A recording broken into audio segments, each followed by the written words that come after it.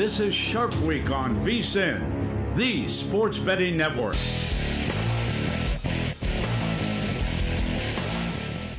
The numbers told the story, they always do. It's one of those idiots who believe in analytics. This is a numbers game with Gil Alexander on VSiN. Good Monday morning to you. It is a numbers game at VSiN, the sports betting network, VSiN.com, Game Plus, iHeartRadio, YouTube TV, Sirius XM Channel 158. Gil Alexander, Kelly Midland in the house. Good morning. Happy Sharp Week. That wasn't one full name, by the way. Gil Alexander, Kelly Midland. It's two guys on Sharp Week. Yes. Can I just say this right off the top? And first of all, we do have Wes Reynolds on the show today, Adam Burke, and Greg Hoops Peterson. Yes. On a numbers game brought to you by Profit X this morning, as is the case each and every morning. But let me just say this right off the top. We'll have bracket strategies. We will have survivor strategy, just broad stuff today on the show as well. A little something for everybody. But just going back to yesterday, and Will Hill had texted some version of this yesterday as well, so I want to give him credit for sort of saying it first, which is, does anything get you more excited, even as an adult, as Selection Sunday? No, it's fantastic. I'm not sure anything does. I'm thinking like the NFL draft kind of does, because it's hope springs eternal. That day, it's like adult Christmas for football. But it's slower, right? Like, this is fast-paced. You're getting everything all at once. You can immediately start to make bets. Lines are coming down. It's awesome. Even like the opening day of the NFL is not quite the same, at least from our perspective, because I know we love football, but it's a big immersion, and it's going to last for 18 weeks before the playoffs even get here. You're right. It's the absolute rapid-fire nature of all this. Yeah, it's so right. Great. I don't know where I would rank it at in best sports days, but you're right. I've never really thought about it kind of like as a sports day, because it's really just more of a television program, right? And then when I was filling out brackets and lines getting set and everything, I don't think I'll ever not be excited about it. And it's great because then you get to see the instant outrage from Alan Boston on Twitter, right? You say he's got his brand every year where the mid majors get screwed. Then yesterday Seth Davis goes, Miami, Ohio was the last at large, and then the selection chair head was like, no, actually it wasn't. Yeah. By the way, I thought he was great. No, he was awesome. Yeah, Keith Gill, is that his name? Honestly, I don't remember the last time I watched. Like, look, full transparency, I landed on the perfect 9 minutes of that program that I probably wanted to watch. I didn't watch that much more than that, but I caught basically his whole breakdown. I don't remember ever getting that good of one before. No, he was great. He answered everything. He answered everything straight in a straightforward fashion. Keith Gill, yes, not only selection chair committee, but obviously head, but also the commissioner of the Sun Belt Conference. We don't usually start the show, we'll get into some of our, Kelly and me, we'll have our Final Four picks. We'll talk about potential upsets, and again, all through the context of strategies with both filling out your brackets and filling out Survivor. But we don't usually start shows with a series of tweets from somebody else. But I thought Chris Felica, our buddy the Bear over at Fox Sports, did a great job of sort of contextualizing something we've been saying now for 2 months, 3 months. I mean, I don't know about 3 months, but certainly for 2 months we've been saying this about this NCAA season on the heels of a bracket last year where no 1, 2, 3, and 4 got upset in the first round, and all 4 number 1 seeds got to the Final Four, which is only the second time that's ever happened. And we were saying, I've been saying this whole time, not only do we have this formula, by the way, we'll update the formula for the last time, next segment as well. The formula being the unsexiest formula we've ever had. I don't even think about it. I don't think anybody thinks about it this year. It's like, we know who it is. But we'll update it just for thoroughness' sake. In a season where the formula has produced, at first it produced 7 teams and then it got to the 5. And these 5 have just stayed throughout. We'll see what comes up here. And I've said, not only that, it's this underbelly beneath those 5 to 7 teams where it's really a solid, very good of double digits worth of teams. The question then becomes, how many upsets are we really going to have for your brackets, for Survivor's sake? I think it becomes a really difficult, those vehicles become really difficult unless you're in one with, your 10 buddies in terms of a bracket. But if you come with anything with volume, with a big pool, bracket or survivor-wise, it's going to be really tough because your opportunities to get ahead, if the theory is correct, that there will be fewer upsets perhaps than ever before. Perhaps. We'll see. Then it becomes really difficult. So Chris put it in great perspective. This is from his Twitter, at Chris Fallica, Fallic. He said, this is the first time since 1986 all 4 2 seeds are favored by at least 20 points in the first round. So we start with that. Just again, to sort of buttress that broader point, we're saying, like, boy, this is the haves and have-nots.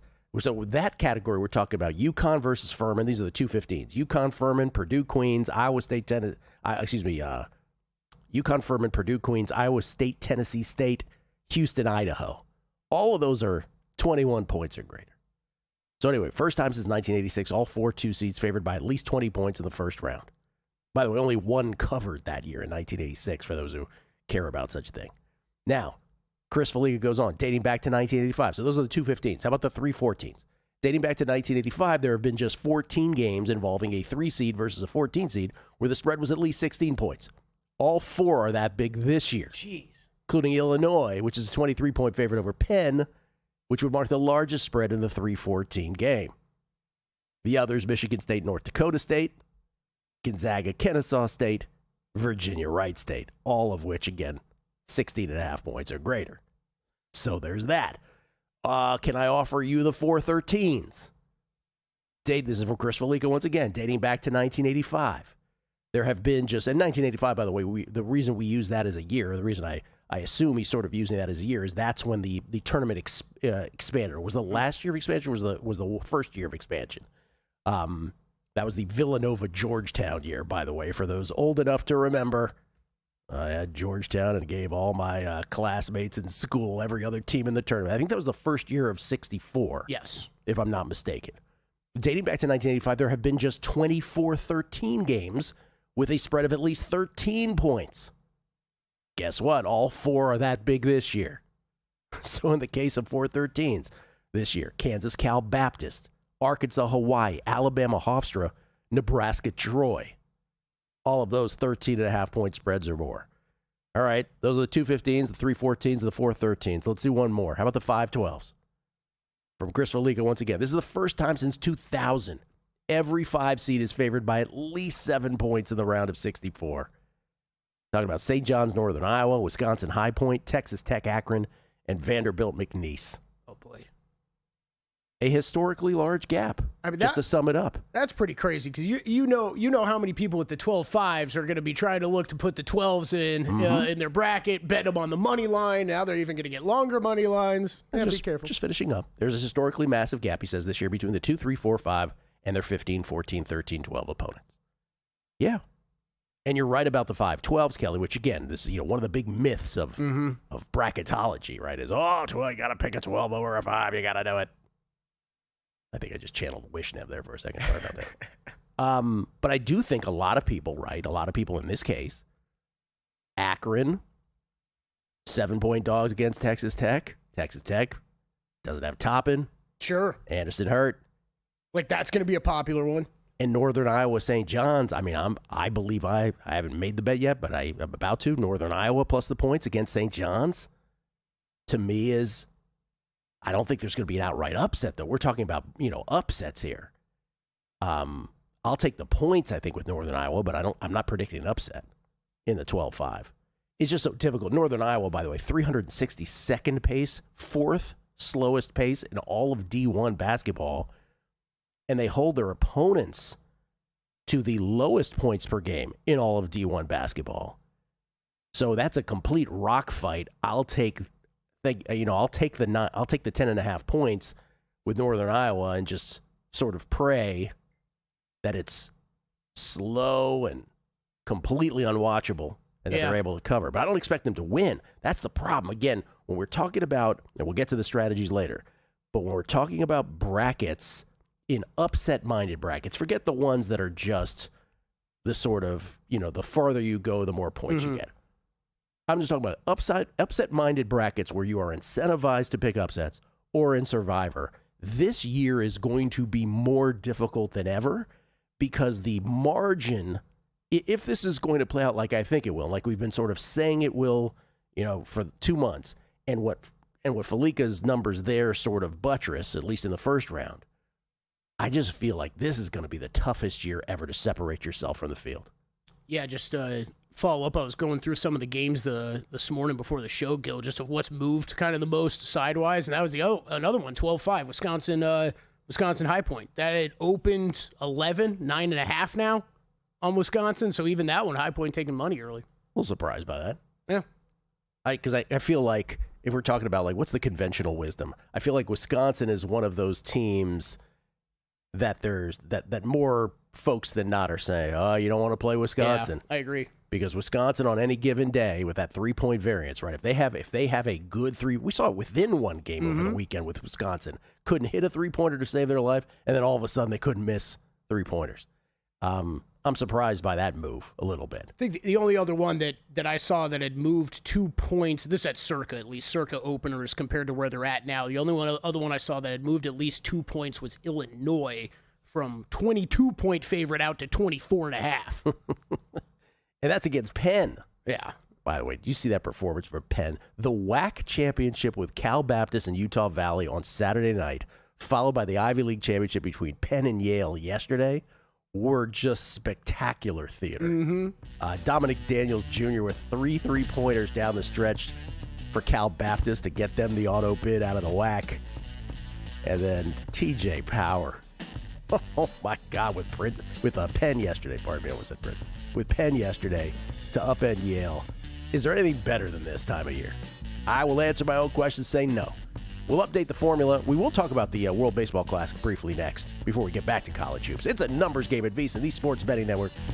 Before you bet a single pitch this season, go to VSiN.com/MLB for complete betting previews of all 30 teams, all in one place. VSiN managing editor Adam Burke breaks down the numbers, advanced metrics, projections, and the angles the market might miss. Former big leaguer Jensen Lewis adds the player's perspective, clubhouse chemistry, adjustments, and what really translates over 162 games. Everything you need before opening day. Go to VSiN.com/MLB and join us on the Sports Betting Network.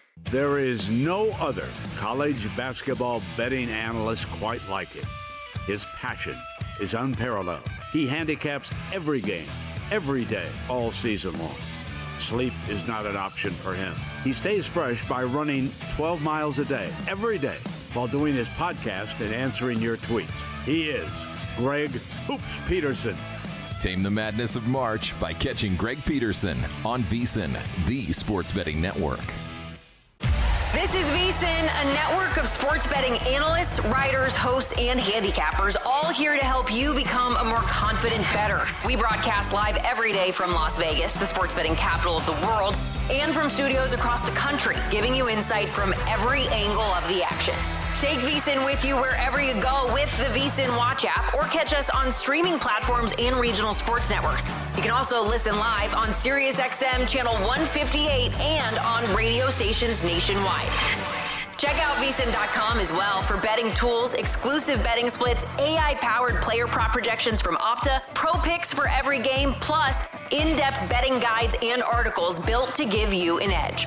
From sharp betting analysis and daily best bets to insider interviews and expert breakdowns, VSiN is your trusted source for everything happening in the world of sports betting. See everything we have to offer at VSiN.com and become part of the Sports Betting Network. Coming up on the next edition of Follow the Money, the madness is officially here. We'll react to Selection Sunday and the brackets. We'll break down our Final Four picks and Cinderellas. Dallin Cuff, Turner Sports, joins the show. He'll break down his bracket and get his thoughts. And it's also Sharp Week on VSiN. Send in your college basketball pizza money plays, FTM at VSiN.com. Follow the Money, 4 to 7 Eastern on VSiN, the Sports Betting Network, SiriusXM Channel 158.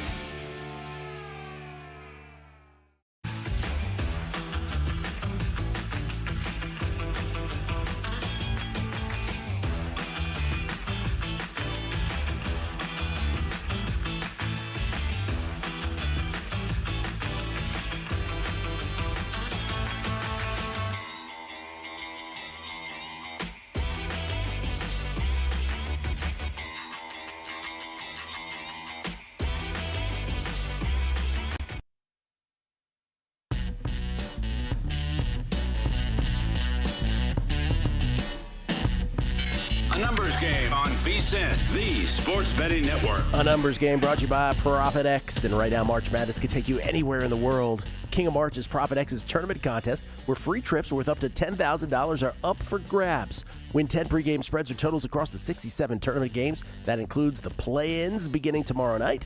And hit your volume goal to get entered. $1,000 in volume puts you in for a $5,000 trip. $10,000 in volume puts you in for a $10,000 trip. Flights and hotels wherever you want to go on planet Earth. Covered.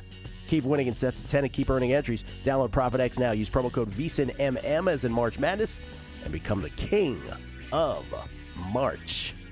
Gil Alexander. My little buddy Kelly Bidlin alongside on this day after Selection Sunday. Play-in games tomorrow and Wednesday night, and then the tournament, the round of 64. Let's call it the first round. Remember that crazy year where they're like, no, let's call the play-ins the first God. round. Stop it. That went away quick. That, of course, begins Thursday morning, as per tradition. By the way, there's the NIT, which begins tomorrow night, too. And I just mentioned Penn beating Yale. You think Yale's going to rally back and be ready to go tomorrow night? Watch out. How motivated can they be? I don't know, maybe, but they're Yale kids. Maybe they will be. Who knows? Real quick, can I talk about, a couple things. One, after the show today, after a numbers game today, at 12:30 Eastern, 12:30 p.m. Pacific, my time, I should get this right, 3:30 Eastern, we are doing the Beating the Book March Madness Megapod. Oh, nice. Todd Wishnev, Will Hill, and Jeff Parlay, the Grover Cleveland of producers. There we go. Getting the band back together. We are doing bracket by bracket, so game by game first round. To advance, ATS, just going to go around the horn every single game. Obviously, who's going to be in the we don't do Final Fours on that podcast. We do Elite Eights. Everybody has to give their Elite Eight. This is, of course, the group famously in 2023 where Will called out FAU to go to the finals. To the Final Four, pardon me. And Todd had, was it Michigan State and San Diego State going super deep as well. Had Todd entered the DraftKings bracket pool, he would have finished second in a tie for second. Of course, he didn't enter, and he didn't win the $35,000 he would have won. But that's another story. We're just happy he wouldn't have finished first, because then, good God, I don't know how that would have gone. So that's happening today, too. Can't wait. Just full, if you really want, like game by game with that group, we'll record that. We'll put it up in podcast form later today. Then Todd back in here tomorrow, right? Do some live betting strategy. Todd Wishnev back in here tomorrow. He's in L.A. He's going to come back today, and then he's going to go back to Pittsburgh after tomorrow. But we'll get him in here one more time before the show. How fun was that with Fezzik and great. It's great stuff. Todd on Friday. We'll do a little bit more like overview kind of live betting strategies for the tournament with him tomorrow. Should be good. It was great on Friday, though. J-Rod called out one of the underrated moments of those segments was me saying, Todd just doesn't come in the package that people like him to come in. And he says, Gilly, are you saying people don't like Fatsos? Gilly, do you like Fatsos? So before we get to the college basketball formula update, which I guess people might sort of anticipate what's going to come here, but we'll just get you like who's the closest on the outside looking in and that sort of stuff. World Baseball Classic deserves a mention on the show today. It was awesome. Were you as wrapped up in this as I was last night? Yeah, I watched almost every pitch of that game. Me too. And by the way, I was a side note. I was waiting for my whole night was planned. I was like, I'm going to watch the I'm going to watch the selection show. Then I'm going to watch the World Baseball Classic semifinal between USA and Dominican Republic. And then I'm going to watch the re-airing of the Oscars, because they always re-air the Oscars after the original live airing here in the Pacific time zone. I guess they don't do that anymore. Really? They didn't do it. I didn't know where you were going with this story. No, so I haven't even seen a I've second done of that before, show. too. This is where I kind of left it up for grabs, Gil. I was like, I don't know. We'll see what grabs my attention more, the Oscars or the World Baseball Classic, and it wasn't even close. Wasn't even close. I couldn't have cared less at that moment. I was like, I ended up watching like 3 minutes of the Oscars. That was it. I didn't see any of it. Apparently, they stopped doing that. I didn't know. I guess because Hulu then restreams it the next day. Oh, maybe that's what. It's probably just on a streaming service right away. Well, not right away. You have to wait till today. Anyway, that's a side note. Do you know the Oscars will be broadcast on YouTube starting in 2029? No longer on broadcast television? I learned that yesterday, too. Wow. So the World Baseball Classic yesterday, the semifinals, the United States beats the Dominican Republic 2-1. Just what you thought, a pitching duel. And they advance to the World Baseball Classic final, which will be tomorrow night. Team USA will take on the winner of the Venezuela-Italy game tonight. Venezuela -190 favorite in that semi tonight. So that's going to be fun tomorrow. Team USA, of course, as we talked about late last week, didn't control their own destiny, right? They owe a big thanks to Italy for knocking off Mexico, which got the Team USA in, because remember, it could have gotten dicey had Mexico won. Anyway, yesterday, just the real brief synopsis on this, bottom of the second, Junior Caminero solo shot off Skeens, 1-0 DR. Bottom third, Judge guns down Tatis at third to end the inning on a Marte single. That was the first, just awesome play in this game. Tatis making the third out at third base. I was also it was that, though. So much of that, right? Shouldn't have done that. Aaron Judge, just phenomenal. When you got me on the couch yelling about baseball basics at the TV, right? You're like, what are you doing? What are you doing? Top four, Gunnar Henderson, leadoff solo shot off Severino. 2 batters later, Roman Anthony, solo shot off Soto. 2-1 U.S. That's the top of the fourth. That would hold. Bottom four, Skeens gets out of a bases-loaded jam, getting Wells to pop out. Top of the fifth, J-Rod robs Judge of a home run, leaping over the center field fence. Bottom five, Skeens pulled Rogers, gets Soto to ground into a double play to end the inning. Tatis didn't advance to third on the previous AB. Might not have mattered, but who knows. Bottom seven, David Bednar cased Tatis and Marte with runners on second and third to escape a jam after Wells was stopped at third on the Perdomo single just prior to that. Another base running question mark. But Bednar getting the U.S. out of the jam. And then bottom nine, Mason Miller comes in. 101, 102, 102, off speed in the dirt to get Caminero, which is just unfair. Then he walked J-Rod on 5 pitches. Cruz up. J-Rod to second on a wild pitch. Induces a ground ball to Witt, who throws out Cruz barely. O'Neal Cruz can't even crack the lineup of this DR team. He's a pinch hitter. So J-Rod's on third, 2 outs. Geraldo Perdomo up, full count, 8-pitch at-bat. Terrible called third strike south of the zone. Ball game. If there was ever an advertisement for the new system, for the new AB system in oh boy, yeah. Oh boy. Oh God, in Major League Baseball, that was it. What a horrible way to end the game for everybody involved. By the way, Joe Davis and John Smoltz didn't say a word for about 2 to 3 minutes about that. I'm like, come on, guys. And finally Smoltz said something. God, they said it after the game too. It was just like right away. It was like, well, whoops, we screwed up. Everybody screwed up. I love how the network leaned into it with Party in the USA by Miley Cyrus and ROCK in the USA by John Mellencamp into commercials. I'm like, way to go, guys. Just ham it up. Got it all. It was awesome. And they knock out the Dominican Republic with that lineup of Tatis, Marte, Soto, Guerrero, Machado, Caminero, J-Rod, and Austin Wells, not to mention Perdomo. It's a great event. I saw some viewership numbers on it this morning, too, of how it is just consistently gotten bigger and bigger every year that they've had. Well, when it first started, we didn't have our best players. Now we have it. It's just phenomenal. Shall we do the formula? Let's do it. Here's your formula update. College basketball formula 5.0. Again, last 35 champs, more assists than turnovers. 32 of the last 35 champs had a head coach with Sweet 16 experience. The only exception for many years was 2014 with the UConn Huskies and Kevin Ollie. But 2 out of the last 3 years, Dan Hurley with UConn in 2023 and Todd Golden with Florida last year. I think we'll look back on it many years from now and say, those are historic coaches. Right in the moment, it seems like, oh, maybe that's a bad note to the formula. I don't think it is. 29 of the last 30 champs went to the tournament with at least 3 wins versus teams at the top 10% of RPI.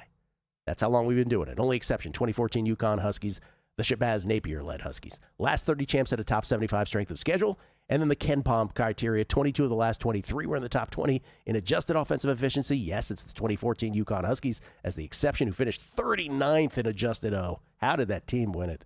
And then 22 of the last 23 champs were top 20 adjusted defensive efficiency. 2021 Baylor finished 22nd in adjusted D. No surprises here. The 5 teams that qualify remain the same from last week and the week before that. And I want to say the week before that. Duke, Arizona, Michigan, Florida, Houston. Second verse, same as the first. Well, this is like the 4th verse of this. Now, when we first did this, the first iteration we did this, Kelly, you weren't here. It was Danny and I. You were sick, I believe, that day. We did have 7 teams, and one of them was Iowa State. Iowa State ends up being the closest of the outside looking in. They're 21st adjusted offensive efficiency at KenPom, 4th adjusted defensive efficiency. So they were the closest. Michigan State, 24th and 13th, respectively. Then Illinois, Gonzaga, UConn, Texas Tech, Purdue in terms of the teams on the outside looking in. Teams like Vandy and Virginia and Louisville, who wouldn't have qualified anyway, they don't have coaches that have previous Sweet 16 experience anyway, so they're not part of this mix. But it's Duke, Arizona, Michigan, Florida, and Houston. And I fully expect, as I think most do, the national champion to come out of that group. Some will have exceptions, some feel otherwise. But I think more than any other year, I would imagine, folks are in unison thinking it will come from that group. Duke, Arizona, Michigan, Florida, Houston. Greg Hoops Peterson, next. Time.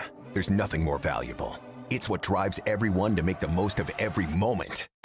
We celebrate living large in the now. In a city where time disappears, we create experiences that electrify the soul and memories that will last forever. We go big. We go all night. And here, everyone is invited. So get loose and get loud. This is Circa. You'll have the time of your life. Laptop or phone, couch or sportsbook, VSiN goes where you go. Wherever you watch VSiN, the experience stays seamless. Live shows, replays, and sports-specific clips all at your fingertips. VSiN Watch puts you in the driver's seat. Available in Roku, Samsung, Amazon, iOS, Android, app stores, or get it direct from the source at VSiN.com. Download VSiN Watch today on your favorite app store and join us on the Sports Betting Network.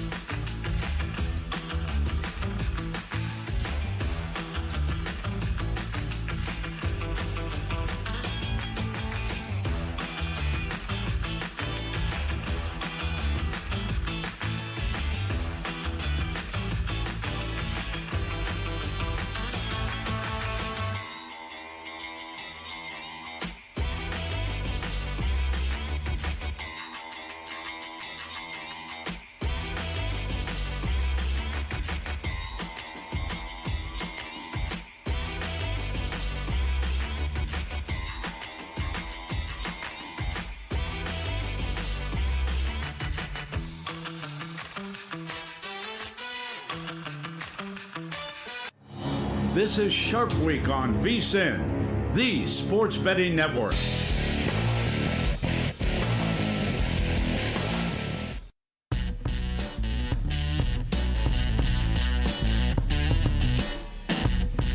A number is the Sports Betting Network. If you're looking to put your March tournament knowledge to the test at the highest level, this one's for you. Listen to this. Splash Sports, offering a $1 million guaranteed in contest prizes in a high-stakes Survivor contest, $1,000 to enter. $1 million on the line. It's NFL Survivor, but for the big dance, just make one pick per day, and you can't use the same team twice, which has a strategic element. Outlast everyone else, and you're in for a share of $1 million. And right now, new players using promo code VSiNMM26 get a 50% deposit match up to $100, a free quick picks entry up to $20 on them, plus a 100% quick picks payout boost on an entry up to $20. Entries close March 19th. That's Thursday morning. Don't wait. Head to splashsports.com/VSiN and use code VSiNMM26. Must be 21 and over. Available in select states only. Gil Alexander, Kelly Bidlin on this Monday morning right after Selection Sunday. 3 days before the madness begins in earnest. Of course, the play-in games are tomorrow night and Wednesday night. We were just talking off air. The NIT begins tomorrow night. They haven't even put up lines for the NIT yet. Yeah, no. No, haven't done that yet. By the way, numbers game brought to you by Profit X. Want to also give a shout-out to Adam Burke, Zach Cohen, and crew. The betting guide, the March Madness betting guide, is coming out later today. As well. Our exclusive VSiN March Madness betting guide. They do great jobs on every betting guide. The turnaround on this one is a big effort, and they do a great job on all this. I heard you beat me to the homework assignment already. Listen, if nothing else, if you had to say, who here at VSiN reads his emails and follows orders more than anyone, clearly I would be your choice. Yeah, you probably made Adam Burke's morning. He logged in and saw yours filled out already. He's like, all right. Well, I remembered that. I was like, oh, so you guys told me that it's there yesterday. I was like, oh, I woke up this morning, so I better put something there. But I was ready to go. I'm giving it as much time as I can. I'm probably going to change my mind 6 more times on the Final Four. The deadline is shortly after this show. Yeah, exactly. Okay. Yeah. By the way, just real quick here, top 5 seeds every region, just in case you were trapped under a heavy object, didn't see these. Obviously, Duke, the number 1 seed in the East. They are in the region with UConn, Michigan State, Kansas, and St. John's. A little surprising that St. John's ended up with a 5 seed. West region to the right there, Arizona's region, Purdue, Gonzaga, Arkansas, Wisconsin, also in that region. South region, Florida's region with Houston, Illinois, Nebraska, and Vanderbilt. So you basically had the overall 4 and 5 there in Florida and Houston. And then the Midwest region, Michigan's region with Iowa State, Virginia, Alabama. How long ago? 3 months ago where I said Alabama is such a 4 seed in the tournament. And there they are. They ended up as a 4 seed. And then Texas Tech without Toppin, of course, at number 5. CBS does this thing where they collect, again, the top seeds. They did this for the top 4, not the top 5, but they do the net ratings cumulatively for all that. Or not the net ratings, but just the overall seedings in the bracket based on the committee's seedings. The hardest of the top of the 4s, right, of the top 4s ends up being the East. Duke, UConn, Michigan State, Kansas, their collective seedings is the lowest amount, 31. South, Florida, Houston, Illinois, Nebraska, second hardest, 32, followed by the Midwest at 36, and the West's top 4 at 37, if you care about such things. Ladies and gentlemen, Greg Peterson, Greg Hoops Peterson joins us courtesy of the Progressive Guest Line. Greg, good morning. Is this your favorite morning? I guess Thursday's probably more you like even better, but is this second favorite this morning? I don't know if I would consider it second favorite because we don't have any games today, but it's my favorite time of year. I will put it to you that way. Just Sunday all the way through what we're going to be getting over the weekend, Thursday, Friday. It's just a great week to be alive, my friend. It really is. And you did the Betting the Bracket show yesterday with Humans following JVT and Tim Murray during their version. I assume you and Matt had hugely strong opinions. I just want to start with this before we get to your Final Four, and I'll ask you about your Elite Eight as well, and then some first-round picks. But let's just talk about this because I went through the first segment about it's the chalkiest year ever with the formula, but we do have, right at the top, Florida got bounced, in the SEC tournament in the semis badly by Vanderbilt. I know people can make the case Florida didn't care. That's probably true to some extent, but they did get crushed by Vandy in the semis. Michigan got rolled yesterday by Purdue. I think I can use that word. They didn't quite make it close at the end. Duke has injuries, right? With 2 foot injuries at the top to Foster and Gumbo. So it's like, I don't know. Is this a year where it's not quite as clear as we thought it was maybe a few weeks ago? And I think the reason why this year is open as well, you take a look at those top 4 teams, Arizona, Michigan, Duke, Florida. What do they have in common? They're based around forward play. And you know what the old adage is, in March, guards win. And I think that that's going to cause for a little bit of chaos this year. Like last year, I took all 4 1 seeds into the Final Four. I was ridiculed for it, but gosh darn it, I was correct on that. I couldn't do so this year because you mentioned it with Duke, they've got a few injuries. With Michigan, they've looked vulnerable here recently. Florida, the guard play has not been so great for them. Arizona, I think, is a team that's been quite complete, but you know what? They're a team that they don't take a lot of threes as well. So I do think that this year is a little bit more open. I think we're going to see a little bit more chaos. I don't think we see the chaos that we saw a few years ago where, I don't know, we had a 15 seed make it to the Elite Eight, and we had something like Florida Atlantic, and San Diego State make the Final Four. But I think that this is a little bit more of an open year. I like to call it somewhere between A and B of the San Diego State versus Florida Atlantic Final Four, and last year when we had all 4 1 seeds make the Final Four. That was an excellent way to contextualize where you stand. All right, so give us your Final Four, and if you could, Greg, could you tell me who that team beats in the Elite Eight? Absolutely. And the Final Four on the left side of the bracket, I've got Duke versus Vanderbilt. Like, you look at Vanderbilt, and they had some struggles during the regular season. Those all came with Duke Miles out. I think that him coming back for Vanderbilt was key. We saw exactly what they were able to do in the SEC tournament, and even in the few games leading up to it. Vanderbilt, when they got Duke Miles back, they looked better. They were one of the last undefeated teams during the regular season. They check a lot of boxes for me. Top 10 team in terms of fewest turnovers on a per possession basis. They do a rock-solid job with their three-point shooting. I think that they are going to be able to make a nice run against a Duke team that you mentioned they are injured, but even if they don't have Caleb Foster back in this NCAA tournament, this is still one of the most complete teams in all of college basketball. Cameron Boozer is the betting favorite to be able to win the Wooden Award for a reason. They're still number 1 in the country in terms of points allowed on a per possession basis. A coach in John Shire that has made the Final Four before, so I think that they make that run.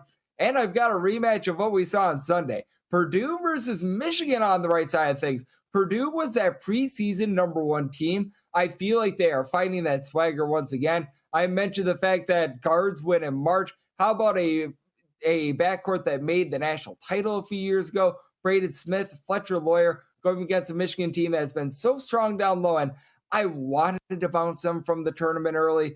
Man, this Michigan team got a very, very favorable draw, in my opinion. Alabama at the 4 seed line and the 5 seed line, a Texas Tech team that is all sorts of wounded. I think that the field shook out really well for them. So Duke versus Vanderbilt, Purdue versus Michigan in the Final Four. All right, so Greg has Duke beating Michigan State, Vandy beating Illinois in the Elite Eight, Purdue beating Arizona, and Michigan beating Virginia. Those are all his Elite Eight bracket plays.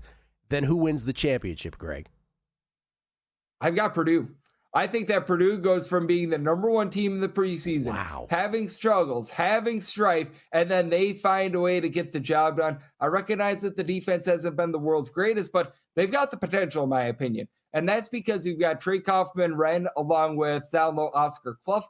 Clough was the top rebounder in all of college basketball last season. And I like to say this as well. You want to be peaking in March. Purdue, they were not peaking in January. They were not peaking in February. I feel like they're hitting that crescendo right now at just the right time with perhaps the most proven backcourt in the entire field. I like Purdue over Duke to be able to win the title. Purdue over Duke from Greg Hoops Peterson. Wow, okay. How about the first round? Give me a outright upset that you think you will have in a bracket or just in a bet. And then give me one that you are hearing bantied about by a lot of people that you just don't buy.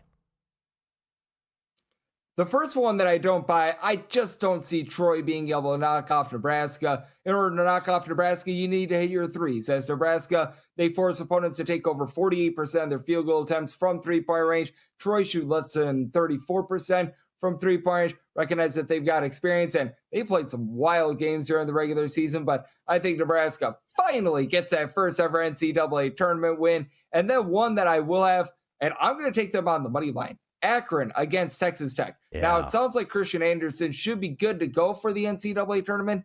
Is he going to be anywhere near 100%? And what are we doing? Big 12 having a glass floor. Apparently there were some people that were saying it was slippery. It's like, wow, what a great human achievement. We realized that a glass floor might be slippery to play basketball on. Great work, guys. But you have that injury coupled with the JT Toppin injury and an Akron team that they are just so good on offense. A top 8 team in terms of points scored on a per possession basis, a 20-point per game score in Tavari Anderson. John Gross has made a run to the Sweet 16 before as well, so I do like that upset. Okay, in addition to Coast Hoops, your podcast, which you do every single day, you're going to have a video for every single game on the website, every single first-round game? Every single team, a get-to-know-you video of all 68 teams. Wow, not just every game. Every team, yep. Including the play-in teams. If you want a Howard University UMBC breakdown, here's your guy. Thank you, Greg. Appreciate it. Thank you. VSiN's player prop projection tool is now available for the NBA. Get projections for points, assists, rebounds, and more powered by Opta AI. On VSiN.com/NBA props, we line up our projections against the latest DraftKings odds so you can quickly spot mismatches and find value before the market adjusts. The NBA player prop projections tool is available exclusively to VSiN Pro subscribers. Check it out now at VSiN.com/NBA props and join us on the Sports Betting Network. Prop Points takes you to the intersection of prop betting and fantasy sports with hosts Jeff Erickson and Nick Whalen of RotoWire. He's the one that's the trendiest. He's the one that's going the earliest of the three, and in some leagues I've seen him go as early as the second round. The one thing that stood out to me here is, value-wise, I would take a look at Dorian Finney-Smith over 2.5 boards. They'll help you find the connection between the two and give you expert advice on how to capitalize when a number is too good to pass up. Prop Points every weekday at 1 p.m. Eastern, only on VSiN.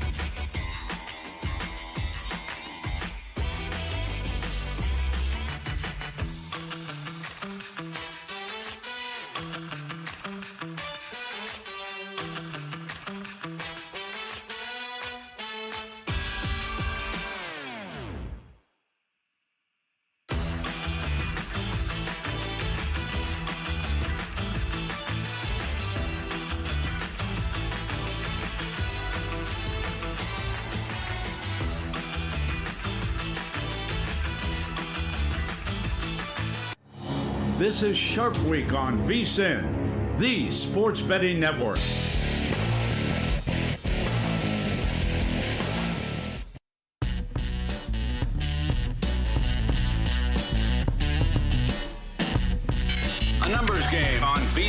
the Sports Betting Network. A numbers game brought to you by ProfitX. Forget the bracket. ProfitX is taking March Madness to a whole nother level with King of March. Win 10 pregame spreads or totals across the 67 tournament games, including the play-ins. Starting tomorrow night, hit your volume goal. You're entered to win a free trip of your choice. Hit $1,000 in volume. You're in for a $5,000 trip. Hit $10,000, and you're in for a $10,000 trip. Flights, hotels, wherever you want to go. Covered. By the way, we looked into this. When they say wherever you want to go, Kelly, they mean wherever you want to go. You know that a plane can get to. Every additional 10 wins earns you another entry. Download ProfitX, create your account, use promo code VSiNMM as in March Madness. Win 10, hit the volume, earn your shot, only on ProfitX. You can scan that QR code for more on your screen right there. Helsinki, that's where I'm going today. No, they'll take you there. Okay. Okay, that was a little premature. little country club and getting started early. Premature country clubiculation, if you know what I mean. We get tweets at Beat the Book. Always appreciate the feedback from everybody. This is from Tom Steffen. My bracket reveal Sunday was ruined by our idiot weatherman who decided he needed more airtime. Worst timing ever. I guess they kept the local news broadcast. Ooh, that's always a tough a struggle for the local news department when there is news of some kind. Have a warm front coming into the area? Forget your brackets. Mark Hansen, is this the year to go contrarian in an upset rewarded pool and go all chalk? You can't go all chalk in an upset rewarded pool because it's an upset rewarded pool. You're not going to win if you go all chalk. Yep. But do I think that this year is the year where you almost have to pick fewer of them? I don't know. I mean, the strategy in upset rewarded is you flood the zone. I just don't know how many you're going to hit, so I understand your point. It's a tough little conundrum this year. New York Mets 16 bracket Sunday has such anticipation until the reveal for me. What a crash. I have Final Fours on St. John's and Kansas, who both wound up in the same region. And not only that, but may have to deal with UConn and Duke as well. That's the thing with college basketball futures, right? For the title and for the Final Four. It's awesome to have the bets, but you don't know the bracket yet when you're making those bets. Till now. Mm-hmm. And so that can happen. Charles in Connecticut. On the bracket reveal, because I'm of a certain age where brackets weren't available to the newspaper the next day, I still stop what I'm doing, pen and paper in hand, and write the brackets as revealed, even though the internet has them now moments later. Charles, I'm the exact same way. I write them all down furiously so that I can have something to sort of look at during the show today and the podcast later today. How do you write them down? Like in what order? Type them into the computer as they're being revealed. Okay. Thursday, Friday, Louisville. So you're doing the matchups? Doing the seedings, the matchups. Okay. I'm not worried about the spreads yet. I'm just throwing them down.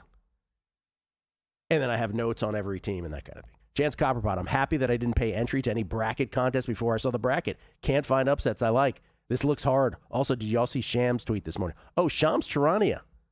You see this? Yeah. The NBA is going to hold a vote at the Board of Governors meetings on March 24th, 25th to explore adding expansion teams exclusively in Las Vegas and Seattle, with the two franchises targeted for the 2028-29 season. Sources tell ESPN there's a momentum for stakeholders to approve. This is interesting because I predicted 2030, so this is actually 2 years before I would have predicted, because I thought the 2030 season. By the way, Sham saying survey what an industry executives project will be bids in the $7 to $10 billion range for each team. What's interesting about this is that they're not even going through the sham, no pun intended, exercise of entertaining other cities. It's Vegas and Seattle, the makeup call for the Sonics going to Oklahoma City, and then Vegas just because it's so obvious. Yeah, so they've been kind of dragging their feet on this the past year and a half at this point. Even Gil. longer than that, I'd say. Yeah, so I think that's my first reaction too was like, wow, 28-29, like that's pretty quick. But that is quick. I think it's because this has been talked about behind the scenes now for probably a year and a half, 2 years, and they've kind of already been planning it. I mean, really, the only thing in those two cities, I think the only thing that kind of started last summer was you started to hear murmurs about like, we're not so sure about Las Vegas being involved here, and now it looks like it is solidified. Well, Adam Silver used every excuse in the book not to talk about domestic expansion. Like, international, he would talk about that before this, all kinds of subjects. Any subject was more meaningful to him than this, and all of a sudden now this is a thing. So if there was like 6 team sales they wanted to go through before we're talking about this. You know what a league with tanking problems needs? Dilution of talent. That's right, Gil. 2 more teams. Jason H11, the Oscars, they still make movies? Yeah, I thought the same thing. Mark Van Kino, good morning and happy best week of the year. Did a little experiment this weekend, blind bet almost every game under. Wednesday through Sunday, ended up with a 77-50-1 record. Something or nothing. Hope to say hi this week. Well, I hope to say hi to you as well. I don't know if it's something. I really don't. Just an under blanket? Yeah. I never recommend blankets. And Sam Ginsberg from Pittsburgh, PA, was texting back and forth with Andy Bednar, Dave's dad. He said, it's no fun if it's not a jam. Of course, he said that after he started breathing again after the 7th inning was over, after Bednar got out of that 2nd and 3rd 2-out jam, or 1-out jam, I should say, where he struck out 2 batters. And then T. Sheldall, after watching the 4 Nations, Olympics, and WBC, is it time every league gets rid of the All-Star break for nation versus nation tournaments, or do you like that these tournaments are rare? I think it's time to make the switch. It's a good, I think the rarity makes them special for sure. I think you're on. I think you answered your own question there, T. Sheldall, which is I do think the rarity matters, but your point is well taken. The All-Star break, the All-Star games for these leagues are so dumb. It's a great tweet. I think it answered itself. Yeah. Right? It's definitely better format across every sport. Right? It's a better format. So in the international teams play against each other, set it up this way. But yeah, I think the rarity makes it a little bit more special. I got more tweets to read, but it's time now for Country Clubbing.